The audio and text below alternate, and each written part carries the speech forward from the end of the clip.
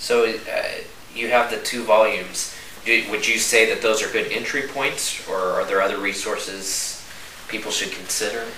Yeah. Of course, I think it'd be great if everybody picked up a copy and multiple ones for your family. Of course. But they make great gifts. They do. Yes, they're very attractively priced and packaged. But the book that I would recommend, because I think even the books we edited, even though we tried to help people, they're still not for everybody. And I would highly recommend Chris Lundgaard's book, published by P&R, called The Enemy Within. What Lundgaard did is basically read Owen, absorbed Owen, and then restated it in his own very helpful prose, in his own words. So it's not even a paraphrase of Owen, it's more like Owen for Dummies. I mean, he might term it that. And it's just very good. I remember I bought it at ETS, and ironically enough, I went out, it was like 10 o'clock at night, and I sat in the hotel lobby, and Greg Coco and Michael Horton were having conversations, so I half listened to them, but I just read the entire book straight through, which I don't usually do. It was very, very good. So that would be one I highly recommend, especially if you find Overcoming Sin and Temptation just too daunting, which is perfectly understandable. And it's the sort of book I think that can be used in small groups, and I just really had a great impact on me. Another book published, Christian Focus, has been doing some of these Owen for Today sort of books, as well as Banner of Truth. But a wonderful entry point, I think, into Owen's writings is The Glory of Christ that Christian Focus has done. And they've had a similar idea to what we had, is, keep Owen, but add definitions and add outline, that sort of thing, just to help people. And Owen wrote that at the end of his life, and it's really his last will and testament, you could say. What he wanted to leave with the church, and as he was about to leave earth and meet Christ face to face, it's just a good book for the soul. It's not one of his academic treatises, although everything he does, you can get bogged down in, but it's just a wonderful book where he just glories in the person and the work of Jesus Christ. So I'd recommend that highly too. Are there controversial issues in Owen? I mean, did he stir the pot much, or? Yeah, I mean, his debates with Richard Baxter, I mean, it became a pretty serious feud, pretty serious tension between the two of them on justification and on atonement. Owen was involved in controversy and polemics his entire life. Ryan Kelly, who's doing a PhD under Willem Van Asselt, is actually exploring the different ways in which Owen changed his theology throughout his life, which is not something that's been explored very much, but as he was dealing with different changes going on within the church and different debates, I think you can chart some of the ways that Owen adjusted to the times, which I think is an interesting project being done. So do you know what some of those ways are that he's working on? Yeah, I don't... you don't want to talk too much about this. Right, yeah. If the cat gets out on that one, it's, right. It's top secret. But now if you look at his ecclesiology, becoming a Congregationalist, I mean, that's pretty obvious and well known, for those who know Owen. But the necessity of the atonement,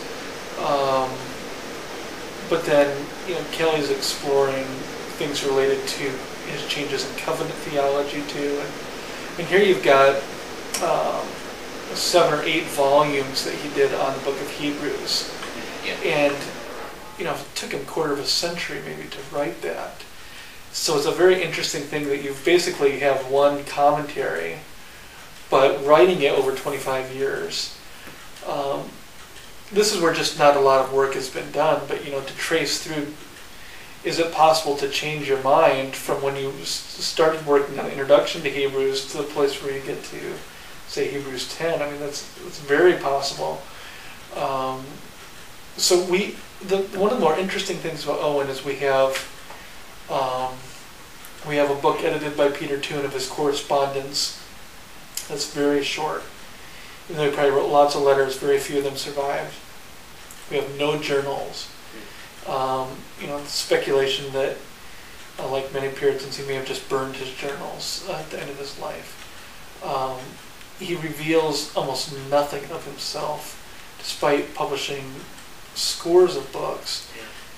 There's very little insight. I mean, for a guy who had 2 wives, and because one of them died and then he got remarried and then lost 10 children, there's no revelation of how he felt during any of that time.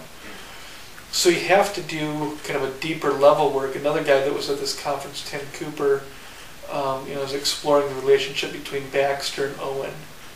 And if you just look at Owen, you might not learn as much about Owen as if you put the two of them in contrast to each other and see how they interacted with each other, how they responded to similar events in different ways. And so that's, I think, part of the challenge of Owen's scholarship is it's different than, say, Baxter himself. I mean, the man's autobiography ran 900 pages. Right. And you have Owen, but there's nothing. So some people, they're just an open window or an open door into their lives, and other people, the shades are shut, and you have to kind of sneak around and try to other ways to see inside of them and what's going on there. So, since you published on Sin and Temptation, was that what drew you to Owen? Was that work, or was there something else? Yeah, probably over 10 years ago, I heard John Piper give a biographical address, and if anybody listening to this, wants to know a little bit more about Owen, which you can get at desiringgod.org. That's just a wonderful, probably an hour-long talk, where Piper just, as he usually does, just provides a very insightful, engaging introduction. So I remember hearing that and just wanting to know Owen more. And I should have mentioned earlier, Sinclair Ferguson's book on John Owen is a really good introduction to kind of the totality of his theology. And that's on the Christian life, right? Right, John Owen on the Christian Life, published by Banner and Truth. But it just made me want to know more about him. In the Sin and Temptation volume, you can find dozens of wonderful Christian scholars, teachers like Packer and Bridges and Piper and Dever and Ryken and Tim Keller that just say this is one of the best books ever written on battling sin, and because I'm a wretched sinner, I want as much help as I can get. You too? So I am. Wow. I just feel such a connection here. Yeah. I don't tell a lot of people that, but the news is out now. Yeah. Everybody's going to blog about it. I know. Yeah, it's breaking news. Yeah. That's really, I didn't approach it from an academic standpoint, or I want to learn about 17th century history. I want help, and it seems like Owen, help Packer, help Bridges, help Piper, help Keller.